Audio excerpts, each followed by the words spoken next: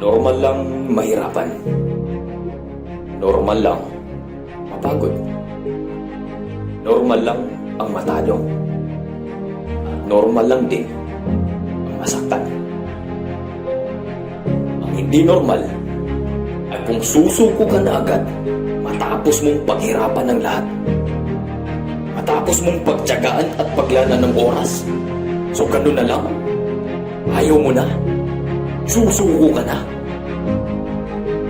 Paulit-ulit kang susuko sa simula. Sa tingin mo, may maaabot kang tagumpay?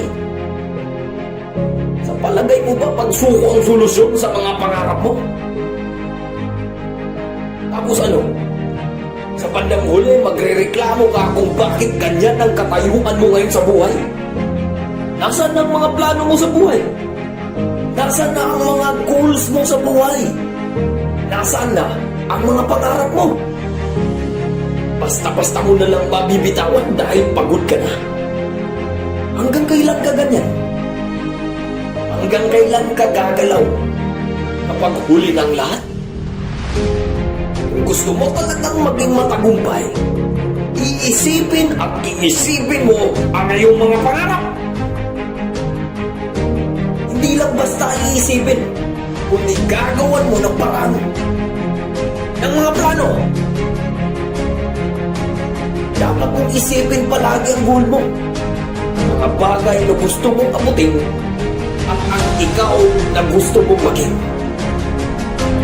Normal lang na mahirapan, pero huwag kang panghinaan ng loob. Normal lang na matalo, pero huwag kang mawawala ng pag-asa.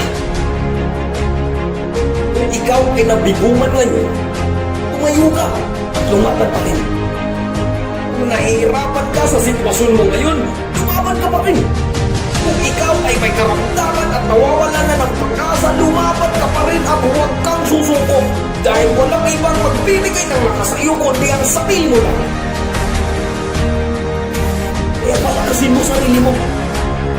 Sanayin mo ang sarili mo sa bawat paghihirap at mga kabiguan na iyong napangyaanan at matuto sa mga pagkakamali.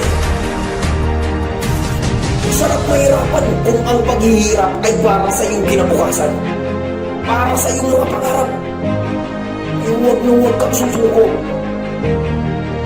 Ang salitang pagsuko ay para lamang sa mga talunan.